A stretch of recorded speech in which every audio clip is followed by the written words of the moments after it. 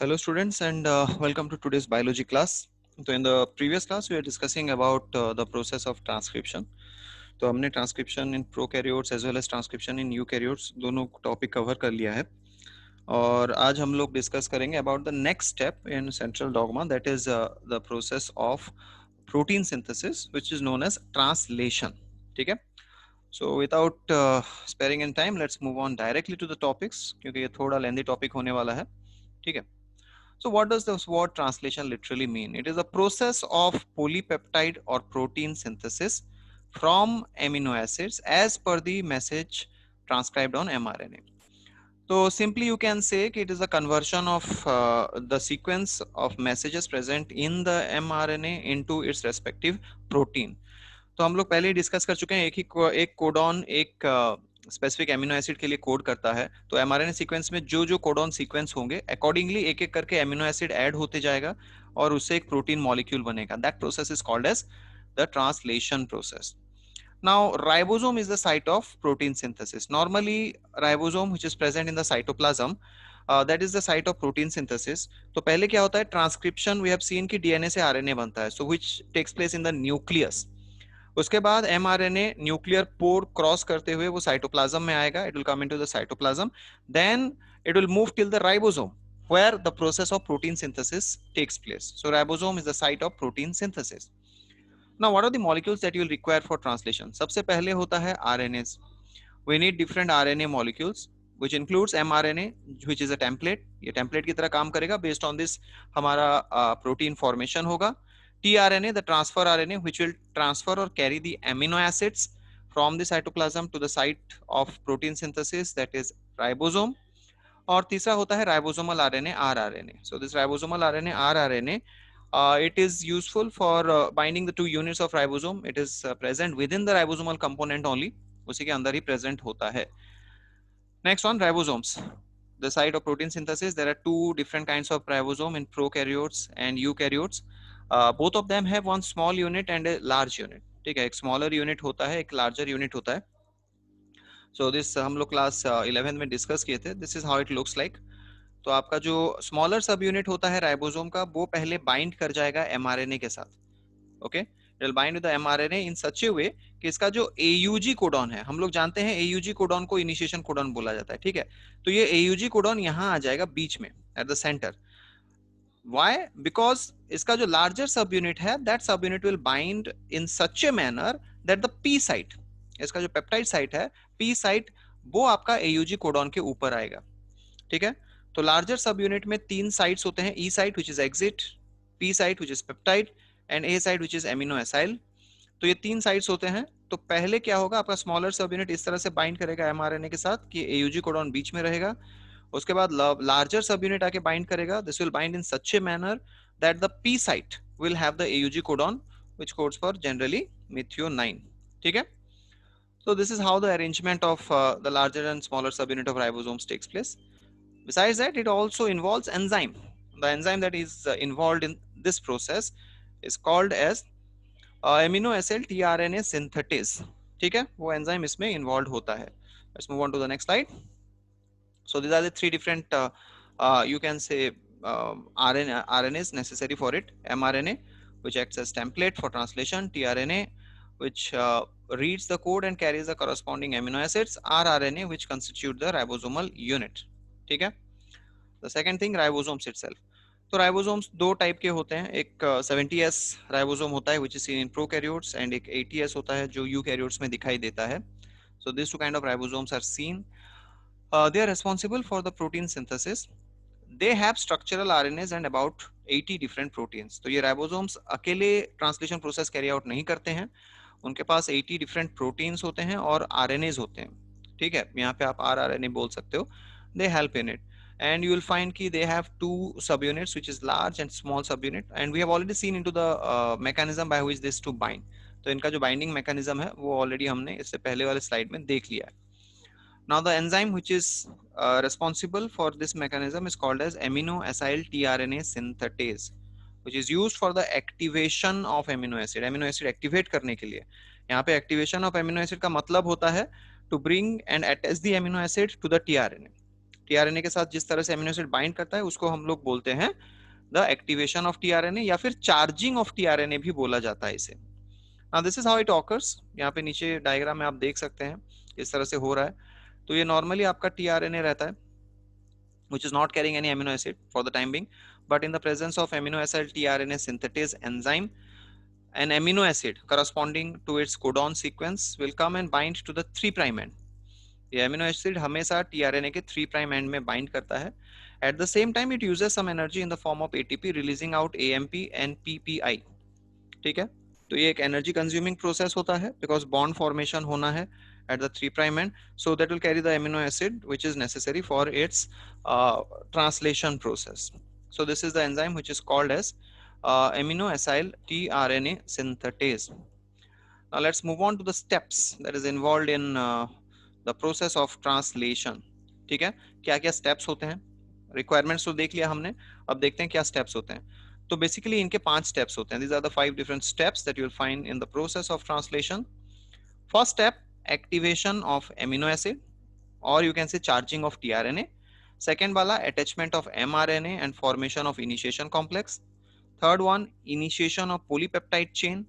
Fourth one, elongation, and the last one is termination. तो ये 3 step तो हमने ऑलरेडी देख चुका है ट्रांसक्रिप्शन में इसको, कि इनिशिएशन, एलोंगेशन, टर्मिनेशन 3 स्टेप होता है। ठीक है, उसके अलावा यहाँ पे 2 एक्स्ट्रा स्टेप आ जाते हैं, क्योंकि पहले तो टीआरएनए चार्ज होगा, वो एमिनो एसिड कैरी करेगा, उसके बाद एमआरएनए आके जुड़ेगा राइबोसोम के साथ फॉर्मिंग इनिशिएशन कॉम्प्लेक्स। तो ये 2 स्टेप्स एक्स्ट्रा हैं, अदरवाइज बाकी 3 basic steps they are the same. ठीक है, initiation of polypeptide chain, elongation of polypeptide and the termination process. So these are the 3 steps जो मैंने अभी आपको बताया। Initiation will start with the binding of the first tRNA to the AUG codon. Then elongation, तो उसके बाद पहला वाला बाइंड करने के बाद एक एक करके टीआरएनए आके जुड़ते जाएंगे एट द ए साइट, और एक एक करके अमीनो एसिड वो लोग जोड़ के उसको एक पॉलीपेप्टाइड में कन्वर्ट कर देंगे। That is elongation. Now third is termination. तो ये प्रोसेस कंटिन्यू करते जाएगा जब तक एक स्टॉप कोडन नहीं आता, because we know stop codon are responsible for stopping the mechanism. तो जैसे ही एक स्टॉप कोडन आता है तो वहां पे एक रिलीजिंग फैक्टर बाइंड करेगा और पॉलीपेप्टाइड को रिलीज कर देगा। तो हमारा जो प्रोटीन है वो रिलीज हो जाएगा, राइबोसोम्स अलग हो जाएंगे, एमआरएनए फिर से फ्री हो जाएगा to carry out another translation process. तो ये 3 स्टेप्स होते हैं, initiation, elongation and termination. Now let's see in details how the steps look like.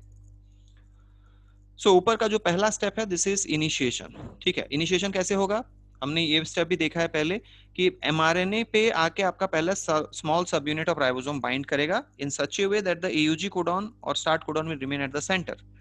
Now the F met tRNA, मतलब ये फॉर्माइलेटेड होता है, formylated methionine carrying tRNA having anticodon UAC will come and bind to this point, right? After that the larger sub unit will come and bind to the AUG codon in such a manner that the AUG codon will be at the P site, जो बीच में है यहाँ पे, right? Towards its left you will have the A site and on the other side you have the E site. E मतलब exit, तो एक बार खत्म हो गया ये tRNA वहां से रिलीज हो जाएगा, इसीलिए इसको E site बोलते हैं, once it has already attached the amino acid. और A site जो होता है attachment site या फिर amino acyl site है, ये next tRNA को accommodate करने के लिए रहता है। okay? So that is the formation of this complex ribosome along with the first tRNA carrying F-met or F-methionine along with the mRNA molecule forms the initiation complex. तो ये complex form होते ही आपका पहला step initiation complete हो गया। अब next क्या है, it is already ready, it is already set, तो अभी एक एक करके amino acid लाके सिर्फ जोड़ना है। ठीक है, कैसे जोड़ेगा, आपका जो सेकेंड साइट है जिसको हम लोग ए साइट बोलते हैं, अटैचमेंट साइट, उसमें जो कोडॉन सीक्वेंस होगा, जैसे यहाँ पे GUC कोडॉन सीक्वेंस है, the amino acid which is coded by this specific codon, that tRNA carrying that amino acid will come and bind here. तो यहाँ पे GUC is coding for valine, so valine carrying tRNA with anticodon sequence CAG comes and binds eight the A site. तो P में already F-met amino acid carrying tRNA है, उसके बाद next amino acid carrying tRNA ए site में add होगा। जैसे ही add होगा इन दोनों के बीच में एक पेप्टाइड बॉन्ड हो जाएगा, there will be a peptide bond form between both the amino acids and the amino acid in the P site, ये जो पी साइट में एमिनो एसिड था F-met, that will be shifted to the A site, to the amino acid at the A site. ठीक है, तो ये यहां से शिफ्ट हो जाएगा by the formation of a peptide bond, peptide linkage. ठीक है, एक बार ये प्रोसेस हो गया तो राइबोसोम एक स्टेप आगे मूव कर जाएगा. Ribosome will start sliding on the mRNA sequence. So once the ribosome slides on the mRNA sequence, you will find ये जो आपका ये जो आप हमारा tRNA था which was carrying both the amino acids which was actually at P site, ribosome जैसे आगे मूव करेगा ये आ जाएगा आपके P साइट में, जो पहले A साइट में था सॉरी, एंड फिर ये आगे मूव करने के बाद ये आ गया आपके P साइट में, और जो P साइट में खाली tRNA था वो चला गया E साइट में. It comes to the E site and finally it is removed out. E मतलब exit, वो रिमूव हो जाएगा. Now you see कि ये जो आपका A साइट है फिर से फ्री हो गया. अब A साइट में जो कोडॉन होगा, जैसे यहाँ पे UUC दिया हुआ है, that codes for phenylalanine. So tRNA carrying phenylalanine will come and again attach to the A site. ठीक है, अटैच होने के बाद फिर से पेप्टाइड बॉन्ड फॉर्म होगा between the P site amino acid and the A site amino acid, और ये टोटल एमिनो एसिड सीक्वेंस जो आपका P साइट में है वो शिफ्ट हो जाएगा to the A site and again the process will continue. So इसको हम लोग बोलते हैं elongation. तो एक एक करके ऐसे tRNA आते जाएंगे, वो लोग A साइट में अटैच होंगे, एमिनो एसिड ट्रांसफर होगा P साइट से A साइट में और एक चेन फॉर्म होते जाएगा. That process will continue and it's called as elongation. Now ये प्रोसेस तब तक कंटिन्यू करेगा जब तक कोई स्टॉप कोडॉन नहीं आ जाता. Now once it reaches a stop codon, it initiates the last step, that is the termination. Termination में क्या होता है कि stop codon does not code for any amino acid, instead they are a releasing factor will come and bind.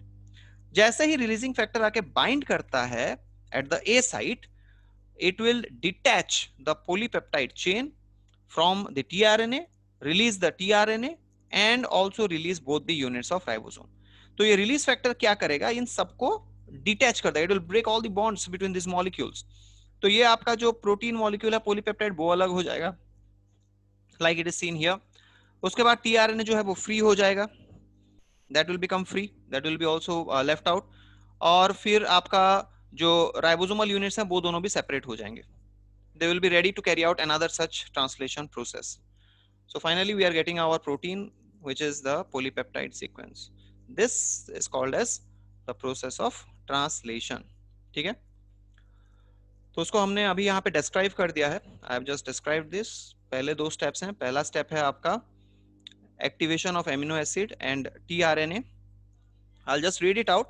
आप लोग video को pause करके इसको लिख दो. Process I have explain, just pause it and read it out. So this process is also called charging of tRNA, amino acylation of tRNA, enzyme amino acyl tRNA synthetase to form amino acyl tRNA complex. Now this requires Mg2+ ion. यहाँ पे Mg2+ ion एक catalyst की तरह काम करता है, cofactor की तरह, और वो रिएक्शन कैरी आउट करता है. Second step, attachment of mRNA and formation of initiation complex. So the mRNA attaches with the smaller subunit of ribosome at the start codon, that is AUG codon. Now translating of mRNA is flanked with the start codon and the stop codon. तो ये जो आपका mRNA होता है वो सामने की तरफ इसका स्टार्ट कोडॉन रहेगा, आखिरी की तरफ स्टॉप कोडॉन रहेगा. Now methionine charged tRNA having anticodon UAC, because इसका कोडॉन होता है AUG, तो इसका उल्टा सीक्वेंस होगा UAC, that is the anticodon sequence, will come and bind to the AUG of RNA, mRNA. The large subunit of the ribosome joins with the AUG at the P site, forming an initiation complex. तो ये हो गया आपका पहला दो step, that is activation of amino acid and tRNA, and the second step which is attachment and of mRNA and formation of initiation complex. उसके बाद दो स्टेप्स होते हैं, that is the initiation process, initiation of polypeptide chain or synthesis of the protein polypeptide. Initiation starts with amino acid methionine carrying tRNA, the initiator RNA, when binds to the P site.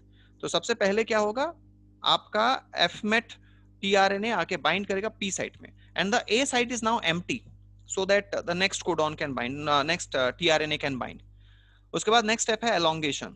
Elongation means the second tRNA charged with the appropriate amino acid with anticodon is exposed codon of mRNA binds at the A site.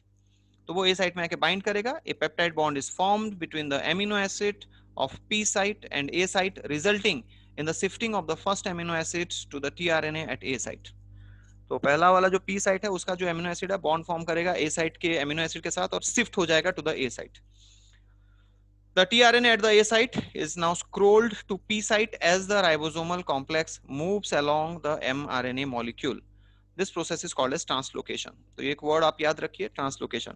तो ribosome scroll करता है on the mRNA sequence and the process is called as translocation. Now the A site codon gets exposed and relevant tRNA carrying amino acid binds to the A site and thus elongation continues. तो इस तरह से elongation continue करता है. Okay, so you have to just take it down. आप इसको pause करो, pause the video and just write down whatever is written. और सबसे आखिरी वाला step होता है termination. It is the synthesis of polypeptide terminates on the reaching at any of the stop codons, which includes UAA, UAG or UGA at the mRNA when it reaches the A site. कोई भी stop codon A site पे पहुंचता है तब termination start होता है. tRNA cannot recognize the stop codon as they do not code for any amino acid. वो किसी amino acid के लिए कोड नहीं करते तो उसको recognize नहीं करेगा. Instead, tRNA at the P site releases the polypeptide in the presence of releasing factor. तो उसके जगह पे क्या होगा, एक रिलीजिंग फैक्टर आके बाइंड करेगा to the A site and it will release the tRNA from the P site. Dissociation of complex takes place, giving out a newly synthesized peptide. तो जैसे ही रिलीजिंग फैक्टर बाइंड होगा उसका जो polypeptide chain है वो release हो जाएगा. Eight the same time you will find कि tRNA also will be released, mRNA becomes free for another translation process, both the units of ribosome also will split away. ठीक है. So this is the process of termination. As you can see, यहाँ पे देखो A site पे आके आपका releasing factor bind कर गया. A site can have any of these codons UAG, UAA, UGA. Now when it binds, it releases everything. सबको release कर देगा, खुद release हो जाएगा, tRNA को free कर देगा, polypeptide chain जो है उसको भी release कर देगा, ribosomes दोनों को split out कर देगा, smaller और larger subunit में mRNA becomes free. Okay. Now this mRNA can carry out another such translation process. So students, this is about the mechanism of translation, that is conversion of the genetic information present in mRNA into its respective protein or polypeptide molecule. So just please see the video, understand it, and take down the notes as mentioned in your slides. Thank you.